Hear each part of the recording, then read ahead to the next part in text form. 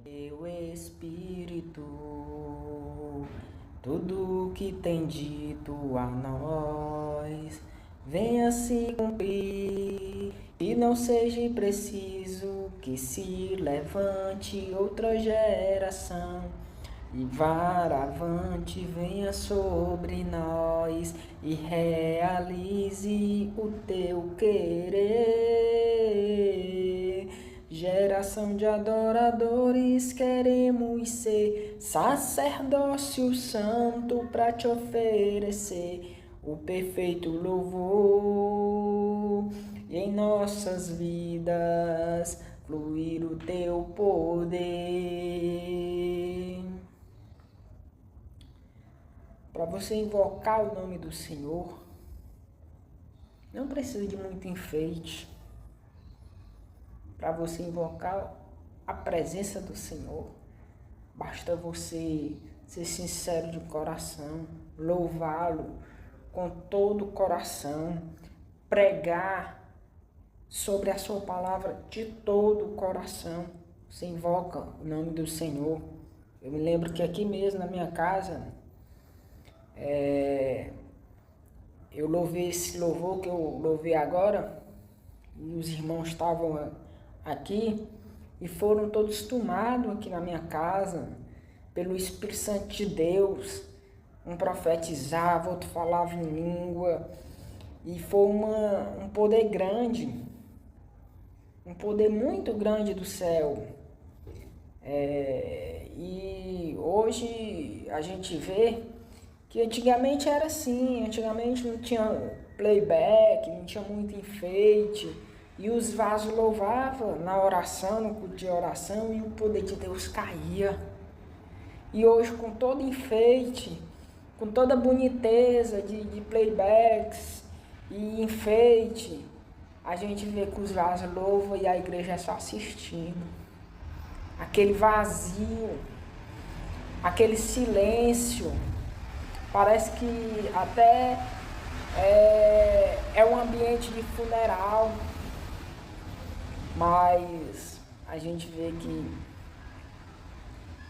o que atrai a presença de Deus é simplesmente você o louvar de todo o coração, de alguma maneira o louvar. Se for pregando, que seja de todo o coração. Se for louvando, que seja de todo o coração. Você quer que vai chamar o poder de Deus, a presença de Deus bem real para as nossas vidas. Vamos lá?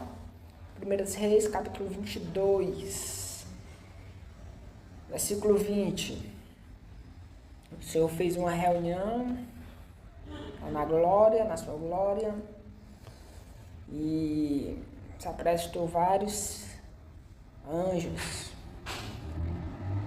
E aqui no capítulo 20 diz o seguinte: e disse o Senhor: pode bater, filho, pode bater, gato pode miar, não vou me importar com isso, entendeu? O barulho externo aqui da rua, pessoal, não se importem com isso. Vamos lá. E disse o Senhor: quem induzirá Acabe para que suba e caia em Ramote de Gileade? E um dizia desta maneira e outro de outra. Então saiu um espírito e se apresentou diante do Senhor e disse: eu induzirei. E o Senhor lhe disse: com quê?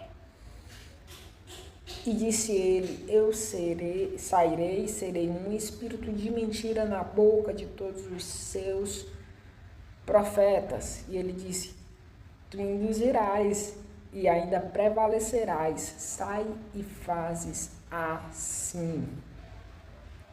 Agora, pois, eis que o Senhor pôs o espírito de mentira na boca de todos estes teus profetas, e o Senhor falou o mal contra ti. Então Zedequias, filho de Kenaana, chegou e feriu a Micaías no queixo e disse: por onde saiu de mim o Espírito do Senhor para falar a ti? E disse Micaías: eis que o verás naquele mesmo dia, quando entrares de câmara em câmara para te esconderes. Vemos aqui um texto forte, onde Deus queria enganar Acabe, aquele rei mau, para que caísse em Ramote de Gileade e morresse lá. E um espírito se apresenta e diz: eu enganarei. Seria um espírito de mentira na boca dos seus profetas. E Deus diz: vai e fazes assim. Diante de textos fortes como este, da soberania de Deus, se você for pesquisar esse texto, esse assunto, nas Bíblias de estudo, elas vão fugir do assunto. Se falar é muito pouco resumidamente. Mas do assunto principal, no que tange principalmente esse fato aqui do espírito de mentira e Deus dizer vai, vão fugir. E também os pregadores dos nossos dias odiernos também fogem do assunto. Quando eles vêem textos fortes como estes, eles tendem a falar unicamente a mesma coisa. A mesma coisa. E a palavra é uma só. A mesma que a serpente disse para Eva: não, Eva. Não é bem assim que Deus disse não. Esses pregadores de hoje, não é bem assim como você está lendo, não. Você está interpretando errado. Foi o que a serpente disse para Eva. Não, Eva, não é bem assim que Deus disse. É a síndrome da serpente. Diante de textos tão claros como esse, nós vemos que o espírito de mentira, que tudo se evidencia aqui, tudo se evidencia pelos contextos das Escrituras Sagradas, que não era um anjo de Deus, um anjo da glória, mas sim um espírito maligno, um demônio. Tudo se evidencia porque o Espírito diz: eu irei e serei um espírito de mentira na boca dos seus profetas. Os anjos de Deus não têm esse sentimento. E nem tem de onde brotar sentimentos como esses. Antônio, tem sim, porque o diabo, ele era um ser totalmente bom. E de onde surgiu o mal nele? Meu amado, você precisa entender, aí é outro assunto, referente a anjos eleitos e anjos não eleitos. Existe, se não me falha a memória, um versículo que fala, não me recordo bem se é no livro de Judas, da Epístola de Judas, mas que fala o seguinte: aos anjos eleitos. Ou seja, falando dos anjos que não caíram, que não pecaram, aos anjos eleitos, dando a entender que os que caíram eram não eleitos. Eram não eleitos. O que isso quer dizer? Deus queria que os que caíssem, os que caíram, caíssem. E os que permaneceram, Deus não queria que os que permaneceram caíssem. Por isso que foram conservados totalmente. Então, o mal brotou, não foi deles propriamente, não. Há uma fonte muito maior, que a gente sempre quer desconhecer, que é a fonte do querer soberano de Deus. O que acontece ele quis, o que não acontece ele não quis. A gente vê algo da vida em que situações muito difíceis que se acontecem na vida, como suicídio. Se você levar assunto de suicídio para a maioria dos cristãos, eles só vão falar em permissão. Ai, mas fulano se suicidou porque Deus permitiu, porque Deus dá livre-arbítrio. Só que eles sabem falar a mesma coisa. Não, Deus permitiu, Deus não impediu, porque Deus deu livre-arbítrio. Aí vamos pro carcereiro, que Paulo disse: não te faças nenhum mal, porque todos nós estamos aqui. Já protesto aí. Opa, Deus, peraí. Se o Senhor não intervém de muitos indivíduos se suicidar, se matar, deveria ter sido igual aqui no caso do carcereiro. Não era para o Senhor ter permitido que Paulo permanecesse ali com os outros no lugar para impedir a morte do carcereiro, não. Não era para o Senhor ter intervido, não. Como é que o Senhor intervém em alguns casos e em outros o Senhor não intervém? Entendeu? É algo totalmente ilógico isso que esses meus amigos que colocam essa interpretação, essa posição, faz. Não é porque Deus deu livre-arbítrio, Deus não intervém, não. Porque se ele dá livre-arbítrio e não intervém, podendo intervir, então ele teria que ser justo na questão de todos. Porque a partir de que ele deixa o indivíduo se suicidar e não intervém para impedir, mas em outros casos ele intervém, então isso aí já não é justo. Não é justo. E Deus, ele é um Deus totalmente justo com todas as coisas, então ele é soberano. O que se acontece, nós vemos que quando Judas faz o que fez, traindo Jesus, e vai lá para os homens devolver as moedas, e ele diz: estou arrependido e tudo. Sabe o que é que os homens dizem? Isso é contigo, meu filho. Que eu não tenho nada a ver com isso aí, não. Isso aí é contigo, problema teu, meu filho. Isso aí resolva você sozinho, entendeu? Mas no caso do carcereiro, a gente vê o Senhor intervindo.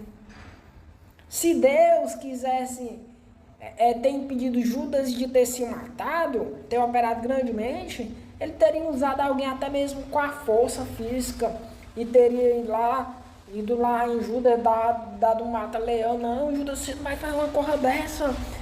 Há tempo, há vida para você se arrepender e tudo. Poderia. Mas Deus não fez na sua soberania. Não é questão de que ele, porque ele respeita o livre-arbítrio do homem. Não. Porque, como eu torno a falar, ele teria que ter respeitado o livre-arbítrio do carcereiro. E não ter colocado o Paulo ali, permanecido ali, para impedir aquele cidadão de ter se matado. A não ser que meus amigos queiram fugir mais uma vez do assunto, do texto, e queiram dizer assim: não foi Deus, não, foi o próprio Paulo quem pediu, não foi questão de Deus, não. Por amor de Deus, meu filho. Paulo ali tinha tudo para ir embora, estava livre, mas ele escolheu permanecer. Isso, houve algo da parte de Deus grandioso. Um homem foi impedido de se matar. Então, essa doutrina e ensinamento de permissão é muito fútil. E vemos aqui que diante de textos como esse, na história do cristianismo, tem se apresentado muitos indivíduos dando uma de advogados de Deus. Advogados de Deus. Como que se querem defender o ser de Deus. Falando que não, Deus, ele não pode mentir, ele não pode pecar, porque ele é totalmente santo, e ele não pode se contradizer. A primeira coisa que esse indivíduo não entende é que Deus não fez suas leis para ele próprio se limitar, para ele próprio se incluir. Vou fazer minhas leis e eu mesmo vou me incluir. Ou seja, isso seria altamente se limitar dentro das suas próprias ordenanças. Deus não se limita a nada, meu filho, nada. Nada. Ele deu suas leis e ordem para nós homens. Então, o mesmo Deus que disse não matarás, matou Uzá, fulminado, matou Ofni e Finé, os dois filhos dela, está bem explicitamente escrito, o Senhor os matou. O Senhor os matou. Aí vem os teólogos de plantão, dos nossos dias odiernos, e vem falar, não é bem assim, Antônio. Você está interpretando errado. Deus não matou Ofni e Finé, não. E está escrito na Bíblia. O Senhor os matou, Ofni e Finé. Só que eles vão falar como a serpente falou para Eva. Não é bem assim. Você está interpretando errado. Foi fruto da colheita dele, do que eles plantaram. Foi. Não deixa de ter sido o fruto que eles plantaram. Só que eles plantaram uma maldade e eles poderiam não ter colhido daquela maneira. E quando diz o Senhor os matou, está falando bem explicitamente que Deus fez questão de os matar, de dar um fim a eles, rápido, antes. Concernente a outros indivíduos, Deus deixa dar linha. Muitas das vezes Deus vai ajustar só no final da vida, como ajustou com Arão. Arão e Miriam falam contra Moisés. Isso lá isso é um doidinho, mas pegou até a mulher cuxita, uma mulher etíope de fora, quebrando as leis do nosso Deus. Deus não fala só com ele, não. Deus fala com... Nós também somos profeta. Deus desce numa coluna de nuvem, chama os 3 para fora. Os 3 na porta da tenda. Sai. Quando saem os 3 na porta da tenda, Deus diz assim, agora vocês 2, Miriam e Arão, se aproximam mais, porque eu quero particular com vocês, deixa um pouco Moisés aí. Se aproxima Miriam e Arão. Aí Deus diz assim, olha, havendo um profeta entre o povo, eu falo a eles por enigma, por visões, mas não é assim com o meu servo Moisés. Com Moisés eu falo, face a face como homem, fala com outro homem. Por que vocês têm falado contra o meu servo Moisés? Nesse mesmo momento Deus se vai. Quando Deus se vai, Miriam se acha leprosa. E Arão ali pede por Miriam, Moisés intercede a Deus por Miriam e Deus a cura. Depois de 7 dias. Aí Miriam recebeu um castigo, do que durou 7 dias, uma lepra. Que lepra matava, era como se fosse um câncer hoje em dia. E no caso de Arão, Deus não aconteceu nada momentaneamente, no momento e tal. Mas Deus, já tinha ajustado que ia ajustar com ele no final. Arão vou pegar no final.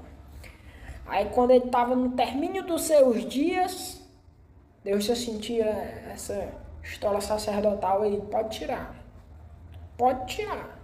Você vai morrer nu. Entendeu? Uma desonra.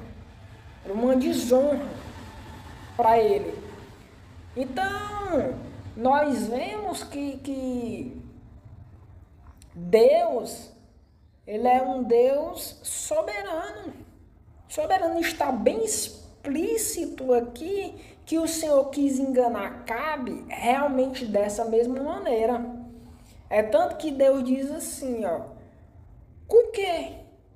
O espírito de mentira diz assim, eu induzirei, e o Senhor lhe disse, com quê? Aí o espírito continua, eu sairei, serei um espírito de mentira na boca de todos os seus profetas. Os moralistas de hoje diriam, não, Deus não pode, nem sequer, tá entendendo? Nós vemos aqui a questão muito mais de permissão de Deus, pela questão de Deus dizer assim, vai e fazes assim. Deus, ele se apresenta e diz assim, olha, eu quero enganar Acabe. Aí o espírito de mentira diz assim, ó, opa, eu irei, enganarei. Com que? De que maneira? Deus vai dizer assim, ó, de que maneira você vai enganar Acabe? Porque tem muitas maneiras que o espírito poderia enganar Acabe. Aí o espírito diz assim, ó, serei um espírito de mentira na boca dos seus profetas. Deus diz, vai e fazes assim. Vai e fazes assim. Era dessa mesma maneira que Deus queria enganar Acabe. Dessa mesma maneira, porque senão Deus teria dito, não, rapaz, né? Eu não consinto com o engano, com a mentira, eu sou totalmente bom, justo, e eu não posso dar apoio à mentira. Você está dizendo aí que vai ser um espírito de engano, de mentira, eu só sou verdade, eu não posso fazer um negócio desse, porque isso fere os meus princípios, a minha ética, né? Os moralistas de hoje dizem assim, entendeu? Não, Deus não pode fazer o mal porque isso seria pecado. Primeiramente, não é pecado porque Deus não fez suas leis para ele próprio. Eu já torno a falar novamente até entrar na cabeça do povo. O Deus que disse não matarás, matou os primogênitos do Egito, matou Ofni e Finéias, os 2 filhos de Eli, matou Uzá, matou Ananias e Safira no Novo Testamento. Então ele não fez suas leis para ele. O mesmo Deus que disse não se prostitua, não adultere, disse a respeito das mulheres de Davi, eu farei tuas mulheres se deitar com outros homens à plena luz do sol. O texto diz assim, eu farei. Deus usando o profeta Natan, diz assim, eu farei. Está bem explícito, não tem nada de permissão. Deus não está dizendo, olha Davi, eu vou permitir tuas mulheres se deitar com outros homens na plena luz do sol. Não, Deus está dizendo assim, ó, eu farei com que tuas mulheres façam esse mal. É esse tipo de prostituição. Eu vou fazer tuas mulheres se prostituir de uma maneira agora aberta, porque elas já se prostituem contigo na maneira de poligamia. Poligamia era a tradição que corrompeu muitos profetas de Deus, muitos servos de Deus, e eles se enganavam porque era tradição. A tradição, assim todos faz, né? Eu não vou ser uma gota d'água no meio de um fogueiral. Eu não vou ser uma gota d'água no meio do fogueiral, não vai fazer nada. Então eu vou ser mais uma chama. É isso que os profetas disseram. E se enganavam no pecado de poligamia, de ter mais de uma esposa. Mas Deus nunca chamava de esposa. Nunca chamava de esposa. Muitos pregadores costumam interpretar errado a questão da mulher samaritana, chamando a mulher samaritana de prostituta. Ela nunca foi prostituta. Os pregadores dizem, a mulher gostava de outros homens. Não há nenhuma evidência que ela gostava de outros homens. Nenhuma evidência. Jesus disse assim, se tu tivesse 5 maridos, para Deus é impossível ter 5 maridos se um não morrer após o outro. Para Deus só existe um marido, uma esposa. E Deus não consente com o pecado. É tanto que quando ele vai falar a respeito das mulheres de Davi, ele diz assim, ó, farei tuas mulheres, Davi, se deitar com outros homens. Deus não diz, farei tuas esposas. Porque Deus não dá apoio ao pecado, ao erro. Os homens, sim, da época dele, falavam, olha, Davi, tuas esposas. Mas Deus não, Deus diz, tuas mulheres, farei elas se deitar com outros homens à plena luz do sol, farei elas ficar mais sem vergonha do que elas já são. E nós vemos que Deus não fez suas leis para Ele próprio, fez para nós. Ele fez suas leis para nós. E por isso, Ele não peca. Ele não peca. Nós vemos o caso de Jesus, quando Jesus entra no templo e vê os cambistas ali fazendo negócio na casa de Deus, fazendo da casa de Deus comércio. jogatina. Jesus pega, se ira com raiva e começa a derrubar as mesas dos cambistas e chama ele de salteadores. De salteadores que faz da casa de Deus covil de ladrões e salteadores. E Jesus ira. Você sabia que essa ação, sendo feita por nós, por qualquer outro homem, se tivesse sido feito por qualquer profeta grande ou não, era pecado, mas com Jesus não foi. Por quê? Vou explicar para você. As leis de Deus não foi feita para Jesus. Jesus nasceu sem pecado. As leis de Deus foi para quem nasceu em pecado, para quem nasceu pecador. Jesus não nasceu pecador, Jesus nasceu puro, totalmente como Cordeiro de Deus. Por isso as leis de Deus não foi para ele. As leis de Deus foi para nós homens, porque Deus não se limita a si mesmo, dando suas leis para ele próprio. Então aquilo ali, aquela ação era pecado, não justifica o fato de que eles estavam fazendo da casa de Deus covil de ladrões e salteadores. Não justifica nenhum de nós fazer uma coisa dessa com os bens de outra pessoa. Se era a mesa deles, era a mesa deles. Não é certo eu pegar e virar tudo. Entendeu? Não é certo, não é correto. Mas com Jesus foi correto. E foi certo. Por quê? Porque as leis de Deus não foi feita para ele. Jesus certa vez chamou a mulher cananeia de cadela. Chamou a mulher cananeia de cadela. Não é bom tirar o pão dos filhos e deitar lá os cachorrinhos. Aí ela, mas os cachorrinhos também, Senhor, comem das migalhas que caem das mesas dos seus senhores. Jesus se impressionou, porque era raro um sirofenício ser humilde. Geralmente, os sirofenícios, se recebessem uma resposta dessa de Jesus, seria mais ignorante ainda, porque eles eram exaltados, eles tinham um ego exaltado.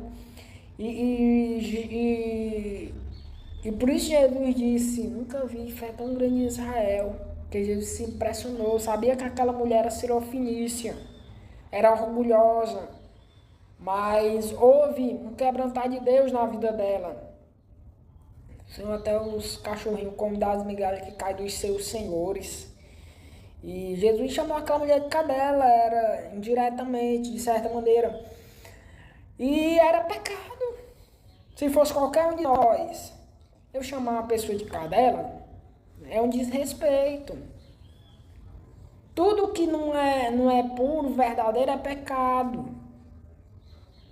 Entendeu? Mas Deus não fez suas leis nem para ele, nem para Jesus, seu filho. Porque Jesus, Deus, é um só, em unidade.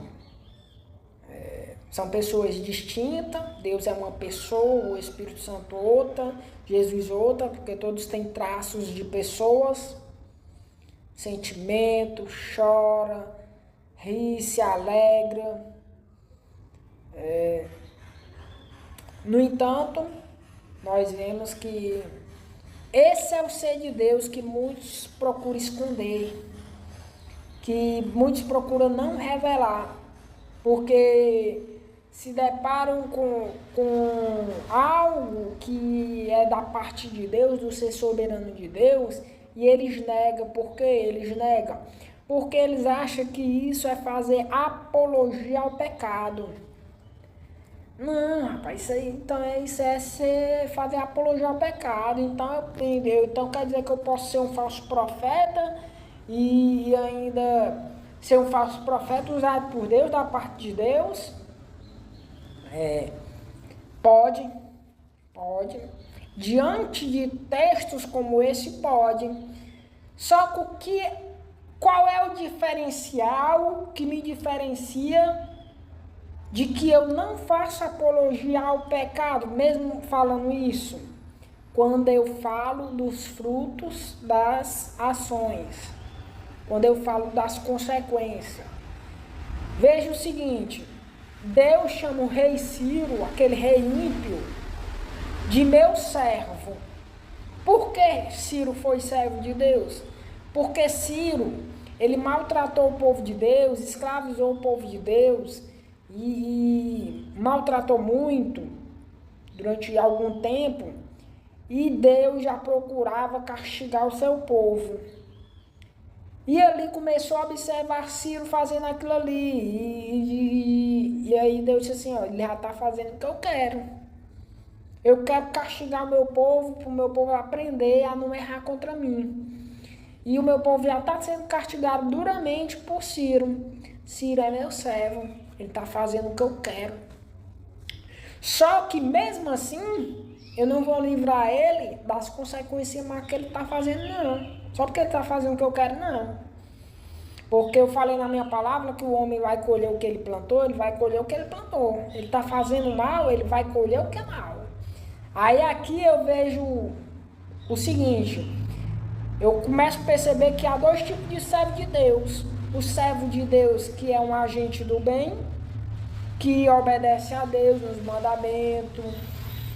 E o servo de Deus, que é um servo de Deus que faz a vontade de Deus mesmo na desobediência, mesmo sendo desobediente. Ciro colheu cruelmente o que ele plantou. Então, quando eu falo assim, eu não faço apologia ao pecado. Porque eu falo para você o seguinte, ó, você pode ser sim um servo de Deus, sendo um agente do mal. Sendo um agente fazendo coisas erradas, trapaceando como foi Jacó, e muitos outros mal. Você pode cumprir a vontade de Deus, em muitos casos. Só que você vai colher duramente o que você plantou. Veja Sansão. Sansão é um exemplo de que foi dois tipos de servo. Ele foi durante toda a sua vida um servo bom, obediente, e terminou os seus fins dos seus dias sendo um servo mau. Mas mesmo ele tendo passado a ser um servo desobediente, mau, diz que ele cumpriu os desígnios do Senhor que o Senhor queria. O Senhor procurava ocasião contra os filisteus, para acabar com os filisteus? Procuravam. E o que foi que Sansão fez, derrubando o templo? Com todos os filisteus que estavam ali dentro, cumprindo o desígnio maior de Deus.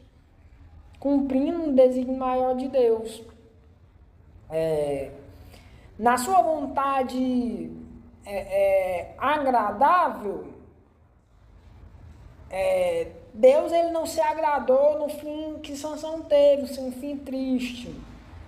Porque Deus tem para todos nós um fim glorioso, um fim bom. Não um fim triste, como acabou Sansão cego no fim dos seus dias, derrubando o templo por cima de si dos filisteus. Mas assim, na vontade soberana maior de Deus, nos intentos maior de Deus, Deus queria. Não tem aqui como a gente dizer que Deus não se agradou do que Sansão fez, e que Deus não queria, e que tudo aconteceu a par do desígnio de Deus, porque Deus deu liberdade. Não, senhor. Porque, torna a falar, se é para acontecer com uma pessoa, é para acontecer com todas. Não existe Deus dar liberdade a uns e a outros ele privar da liberdade, a outros ele intervir na história. Não existe esse negócio. Então, quando ele intervém na história é porque ele queria impedir algo, ele queria que algo não acontecesse. E quando ele não intervém na história é porque ele queria realmente que algo acontecesse nos seus desígnios maior. Há uma coisa na nossa lei tosca que chama-se Um exemplo, se você é filmado em uma câmera diante de uma pessoa que morre por um acidente, você poderia ter impedido aquele acidente, não impediu. As leis, nossas leis do nosso Brasil, mesmo sendo leis toscas, ela entende que você queria, em última instância, que aquilo acontecesse, porque você poderia ter impedido sem sofrer nenhum dano e não impediu. A lei, nossa lei entende e coloca sobre essa pessoa toda a responsabilidade na morte daquela pessoa, dando a entender que a pessoa quis que a outra morresse. Então, não é diferente com Deus. Não é diferente com Deus. Até mesmo sobre permissões de Deus, podemos atribuir totalmente a Ele as coisas que se acontecem e as coisas que não se acontecem. Então Deus, ele é soberano em todas as coisas. Em todas as coisas. Ele não fez suas leis para ele próprio. Não matarás, mas ele pode matar. E para ele não é pecado. Não mentirás, ele pode mentir, não é pecado para ele. Porque aqui, dá a mesma coisa. Quando o espírito de engano, um demônio, a melhor interpretação é essa mesmo, um demônio que se apresentou em alguma região da glória, se apresentou e disse: eu vou ser um espírito de mentira na boca dos profetas de Acabe. E Deus disse: vai e faz assim. Dá na mesma atribuição. Por quê? Porque ele poderia ter impedido aquele espírito de ser um espírito de mentira.